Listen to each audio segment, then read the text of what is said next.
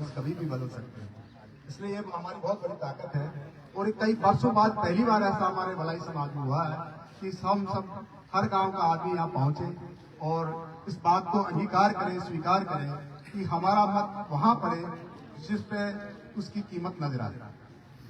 क्योंकि हम क्या है कि खंडित मतदान करते हैं, विखंडित मतदान जाता है उसका पता नहीं चलता है। जहां आदमी विजय हो जाता है तो कहते हैं कि साहब उच्च वर्ग वालों के मत से जीता है, और कभी कोई मत उम्मीदवार हारता है तो कहता है कि साहब भड़ाइयों ने और बेगर समाज ने और जातिवादियों ने वोट नहीं दिया, हम बदनाम होते हैं।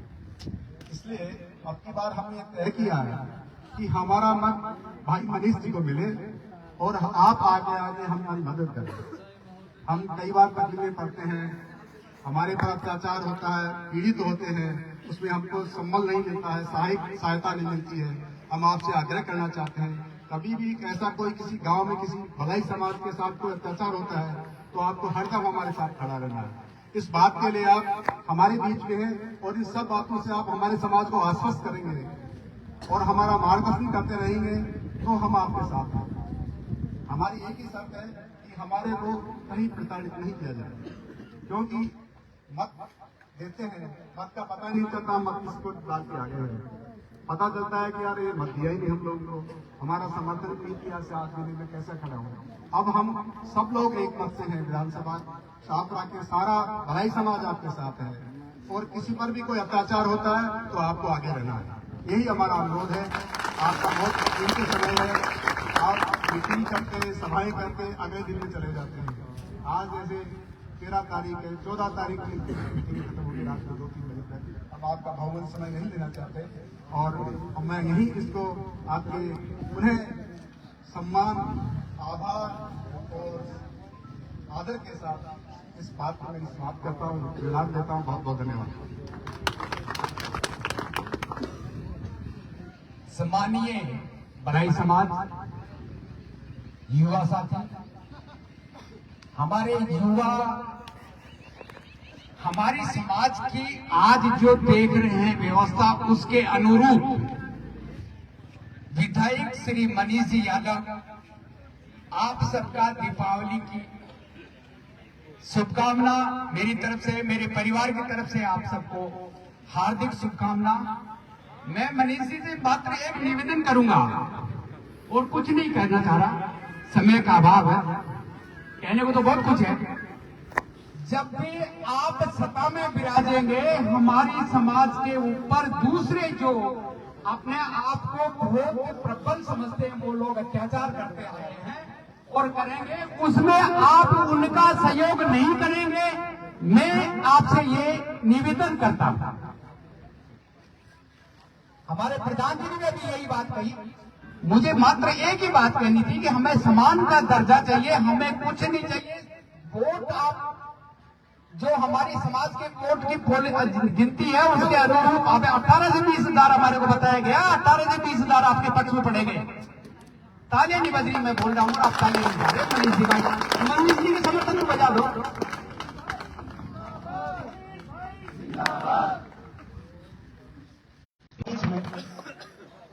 डॉक्टर आरसी यादव जी जो एसएमएस से पधारे हैं, और मैं आरसी यादव साहब का हमारे समाज में पधारने पर हार्दिक अभिनंदन स्वागत करते हैं। माननीय रोजवाल साहब से निवेदन करता हूं यादव साहब का माल्यार्पण कर स्वागत करें एवं अनिल दानोले जी, गजानन जी से कहूंगा कि जय भीम का दुपट्टा पहना करके भी स्वागत करें हमारे गजानन जी नारनोले। धन्यवाद। कांग्रेस के आप प्रत्याशी भी रहे हैं बहरोड विधानसभा क्षेत्र से, इसलिए आप बहुत अच्छे कार्यकर्ता भी हैं कांग्रेस के। आप मनीष जी के समर्थन में यहाँ पधारे हैं। मैं अब हमारे लाडले युवा नेता, समाज के जनसेवक भाई मनीष जी को बुलाता हूँ कि आप आए और मेरे समाज को प्रोत्साहित करें।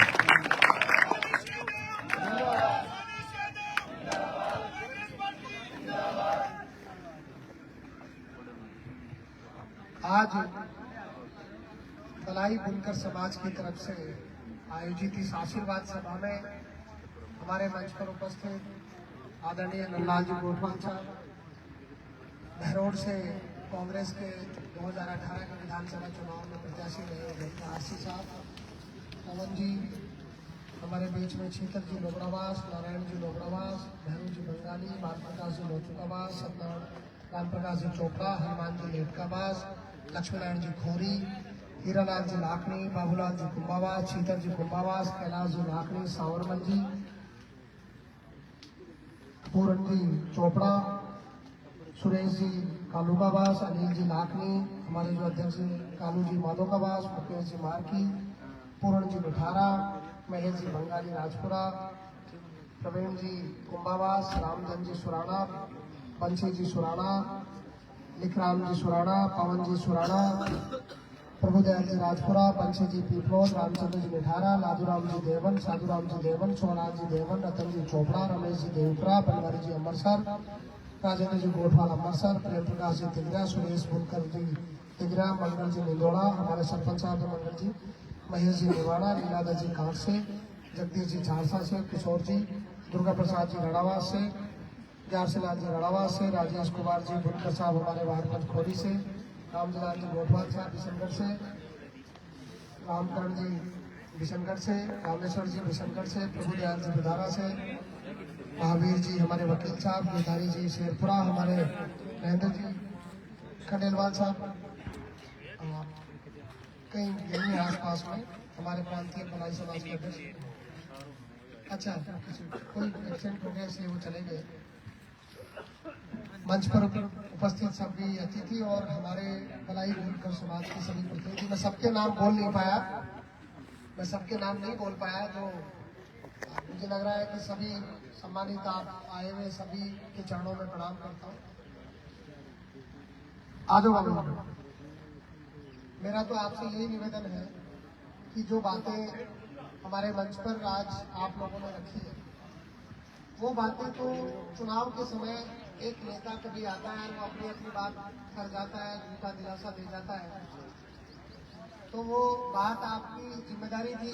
आप गोठवाल साहब ने कह दिया कि आपको ये करना है, जिंदल साहब ने भी कहा आपको ये करना है। मैं आपको ये भरोसा दिला रहा हूँ, आपकी अपेक्षा मेरे से जितनी है, मैं उससे 100 गुना ज्यादा आपकी अपेक्षा करूँगा।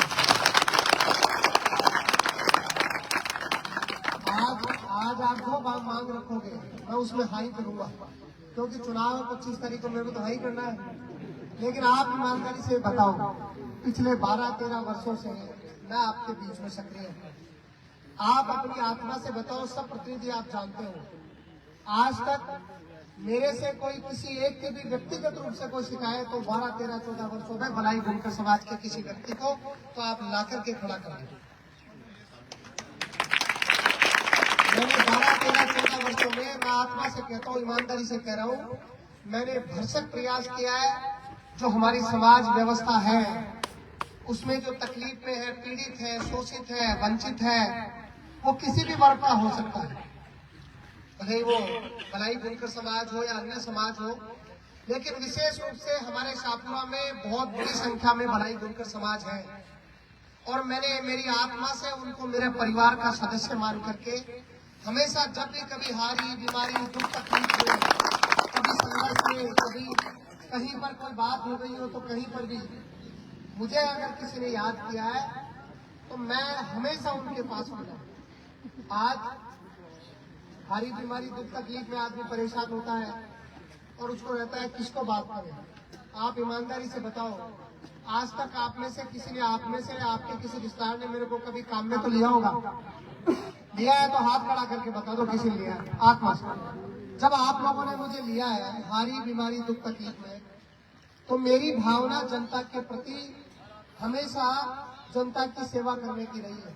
मुझे विधानसभा में जो जाने का अवसर तो आज आप 25 तारीख को दोगे, लेकिन मैं 2 बार विधानसभा का चुनाव लड़ा। अगर चुनाव हार भी गया तो भी मैं जनता के बीच में खड़ा रहा।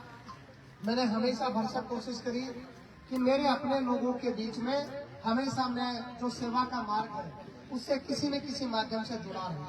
सुख दुख की कोई बात हो, छोटी सी भी सूचना मिलती है वहां पहुंचता हूँ।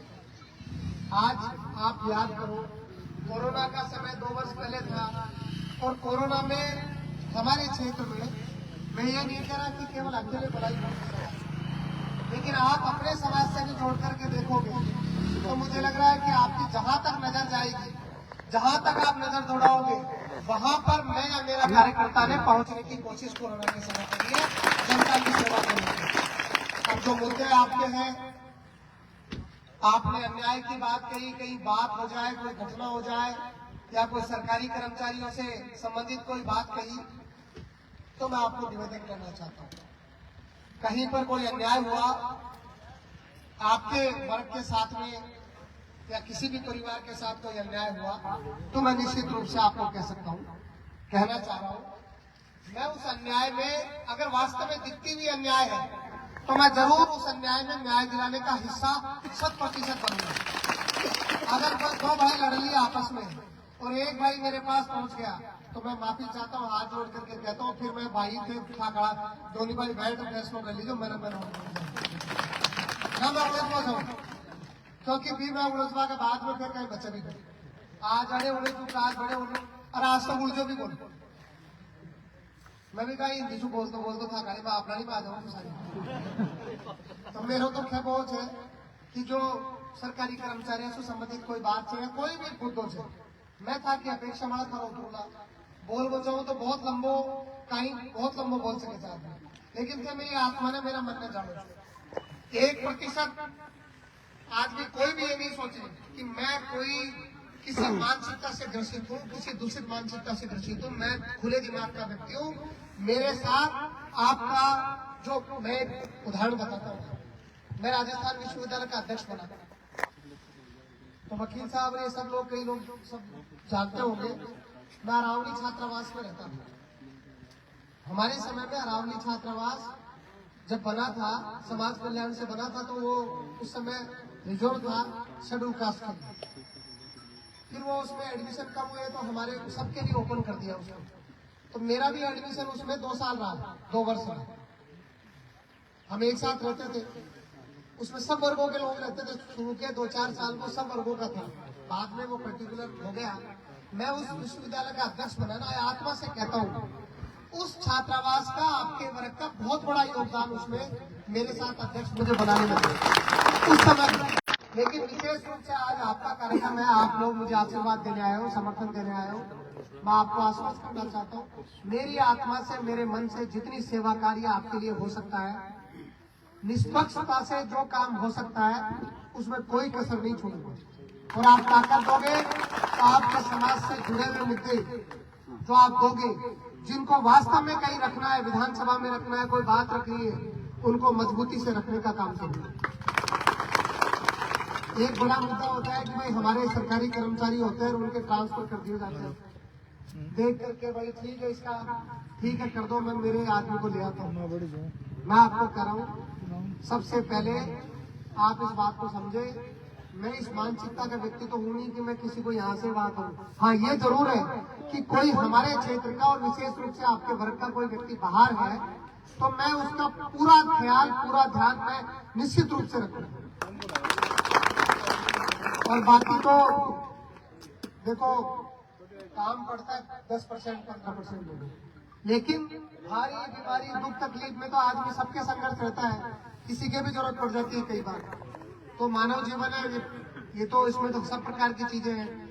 मैं बहुत काम आने की कोशिश करता हूँ, रोज आए दिन मुझे अच्छे से याद है, 10-20 लोगों की, 50 लोगों के अस्पतालों में मदद करता हूँ, तो 2-4-5 आपके समाज के भी 2-4-5 नित्य प्रतिदिन होते ही होंगे। मानते हो ये बात? तो इस बात को तो स्वीकार करते हो।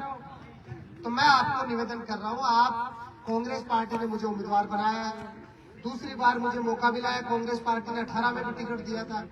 अब आप लोगों की भावना थी, आप लोगों का मन था, दिल था, आत्मा थी, जिसकी वजह से मुझे दोबारा भी मौका मिला।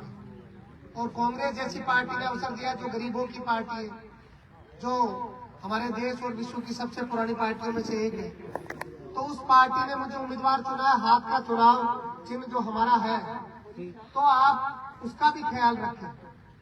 मतलब मेरा ख्याल तो व्यक्तिगत रूप से तो आप, क्योंकि हाथ का रखोगे तो मेरा रखोगे, लेकिन मैं हाथ के अलावा भी आपसे व्यक्तिगत रूप से और जुड़ा हुआ हूँ। कांग्रेस आपकी पार्टी है, कांग्रेस को आप समर्थन करते हो, मैं ये बात जानता हूं कि आप ऐसा नहीं है कि केवल कांग्रेस की वजह से ही मेरे साथ खड़े हैं, या आई बात से के आप मेरे व्यवहार और जो मेरा मन है काम करने का, उसके लिए भी मेरे साथ खड़े हुए, मुझे अच्छे से पता है। आज बहुत सारे लोग हैं जो वैचारिक रूप से उनको लगता होगा कि यार पता नहीं हम कहीं जुड़े हुए हैं, और लेकिन हम मनीष को व्यक्तिगत रूप से मदद करना चाहते हैं। उसके स्वभाव से, उसके काम से हम उसको पसंद करते हैं, तो मैं इस बात को स्वीकार करता हूँ, मैं इस बात को मानता हूँ। लेकिन अब चुनाव का समय है, 10 दिन बचे हैं, तो आप सब लोग जी जान से जुड़ जाएं, लग जाएं। मैं निश्चित रूप से आपकी अपेक्षाओं पर खरा उतरूंगा, मुझसे जो बल पड़ेगा, मुझसे जितना काम होगा, क्योंकि काम का कोई अंत नहीं है। सोचे कि मैंने इतने काम कर दिए, जीवन है, आज भी 2 दिन 10 दिन 5 दिन काम कर ले, मजदूरी कर ले, तो उसका काम ऐसा तो नहीं है कि आप तो घर भर भी दो तो भी काम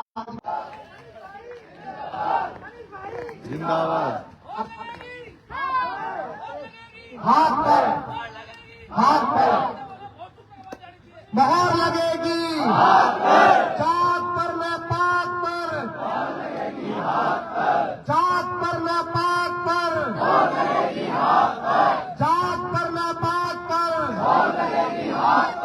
बस आज जरूर से आज थे कार्यकर्ता या मैन जो छो, लेकिन जो जन समूह से जो अपना गाँव में जो मजदूरी वाले जो आपको काम कर रहे थे, बीने भी आपने संपर्क कर आप सोचा कि नहीं आप तो भले महसूस से भी थे जी जान से मदद कर रहे, जो मेरे बना के आते तो बड़ो जन समूह इकट्ठो कर मन आशीर्वाद देवाए, जो मैं को एहसान मन छू, लेकिन घर घर में जाना पड़ा लोग, और वोटरा ने कई बार लोग बैठा का बरगलाबा का कई तरीका भी ले रहा हूँ जी। अभी से एक बात तो बात चीजों से भी सावधान करो जाए, इसलिए मजबूती से आशीर्वाद में आज ऑलरेडी कार्यक्रम ज्यादा थी स्थिति, तो सब मैं निश्चिंत हो जाऊं। चलो बहुत बहुत धन्यवाद, जय हिंद, जय भारत।